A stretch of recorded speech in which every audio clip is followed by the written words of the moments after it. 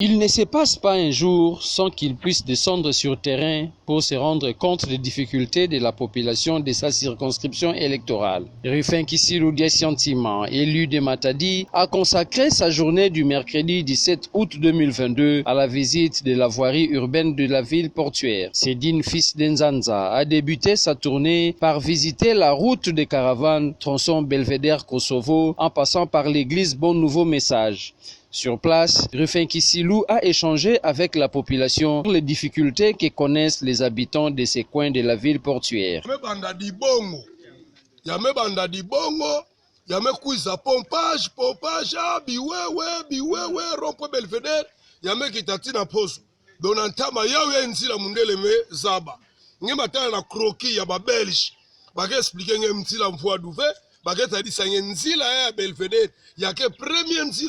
Mundele lutila sana kwenda na Kinshasa.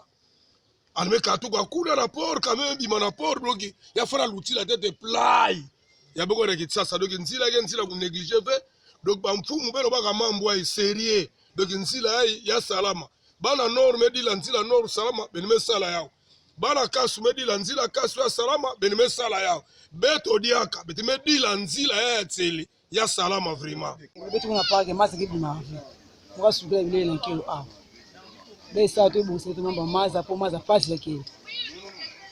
Kilo ngoi faso ya gidi makadle. Ana kilo maza gidi makadle era mvula gidi mami ya kisibu maza gidi fanda fit. Kwa sababu ya mwina pina gidi fit. Marge watu wapesa tama kwa kwa ba pompe ba maza gidi maka parente. Ba pompe gidi maka kwanza. Na zuishi kwa pompe gidi maka kwanza.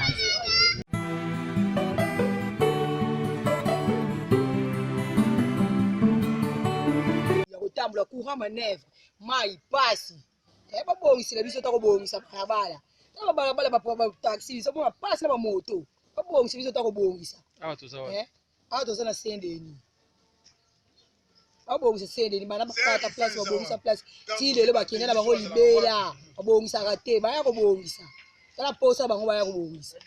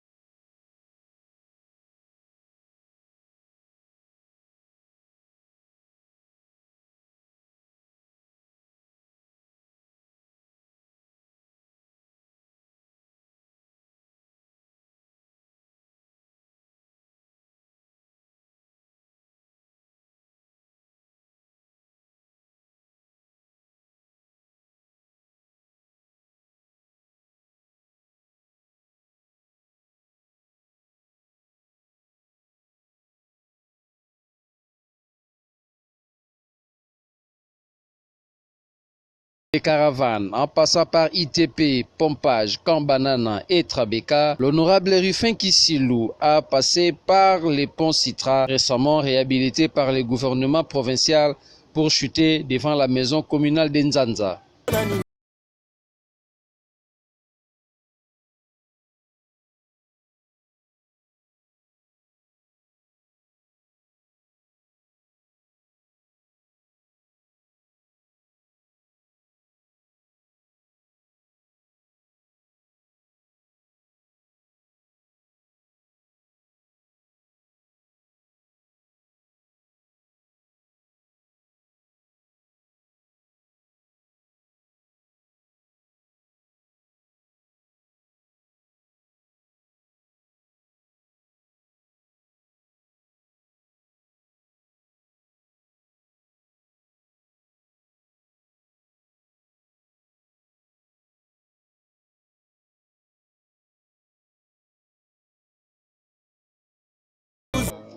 Sakala Timba ya katikati.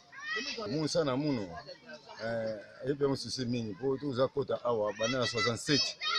Tumona bakame kisala kwa kwendaka nzila ti kompo Belvédère biteketi itsasa. Mais muza kama kipo mvua devant finda. Nibubya barabara ke neglige.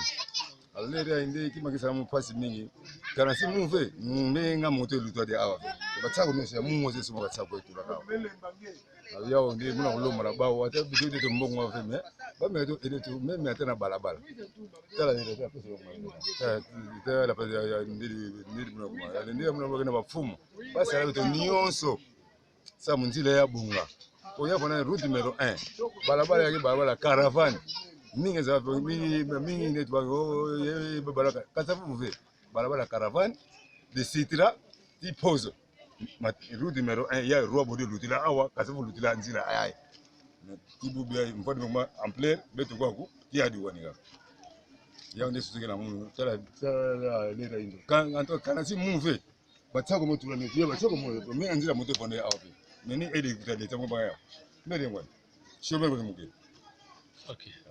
Bon, Maman Marie, étant chef d'avenir à Kasavu Boy, na ya awa depuis l'âge de 12 ans.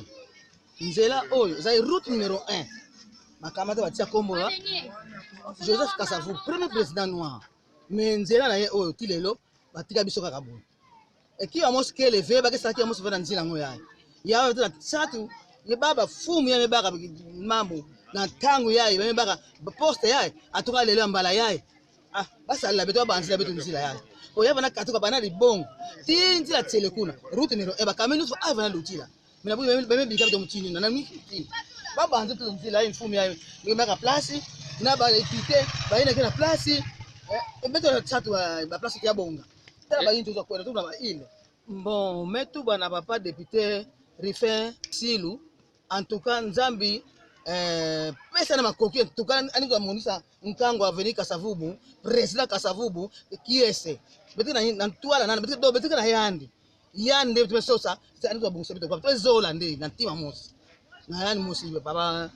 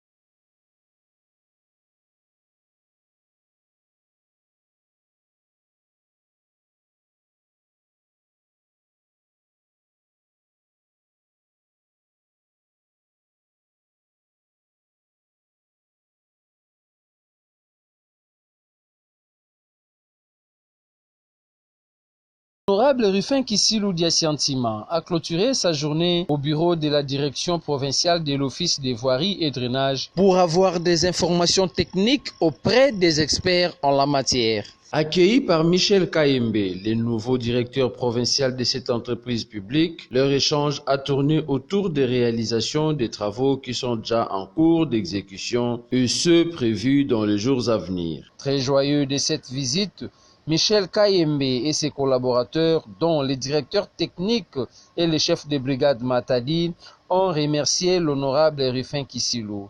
Au sortir de cette audience, Rufin Kissilou s'est exprimé. Parlementaire, Pamba fait France parlementaire, député, Fona Sala Kisalu Yakuzaba, Satu Yankangu, Nina Luta Kankangu, Ale Bubu Yai, Mufona Kana. Na tsatu ya omesala ya kutambula na nzila ya ntete fona batana kotila na mbanza matadi na limbe to route de caravane to banila ka banda na partir en pozo metambula na yau mebi manantele tina Belvedere ngona tina nzila tontala na nzila ya pom tina kabanana tina pont Citra eto saba ke ta ya nzila ni faso ya kile tumemona ke non nzila kwa ni na mpasi ve sana kubongisao zo saka volonté politique mais qu'à pesa kwa vraiment ka fiume kufona na OVD bale na kusala nzila ina pe ba camion na kuluta ma moyen ba embouteillage na nzila mvua du fonda jaka ikelevé en plus beto meuza tala nzila ya kaka na entrée ya Kabanana ti kuna na bailida bakondaka loza mabanga kuna foto tala mabanga memona nzila fona ba moto fona luta déjà bataka mabanga bangona loza kuna tout ça ba fait il faut te la facilité nzila samu na population ya bimatina elida samu mutuna na bikatuka na nzanza ndoko tila na pont citra tina ville et puis tu mettre la jaka nzila ya ntenga rond point nzanza il y a entre ba 15 points de ba place balenda bétonné samu nzila fona fait moi mboto ya utuza mona yaka fumu ya OVD samu bonne fona nzila l'autre non moyen kele ya kumanisa kwa nzila ina mena kusanga ba u fiuma si luyalu ya betu ya province et puis ya ba kwa ndi fiuma nanga na bilumbu ndambu kwa ndele na kwa ndi kumanisa pamba fe teko nyako lomba ba usamu na nzila même ya soyo village ba meka gratter en attendant ba me gratter tete samba camion tomuka kuna zulu samu même SNEL rentsa to kutula manzi monse ba poto samu courant kuna ya sala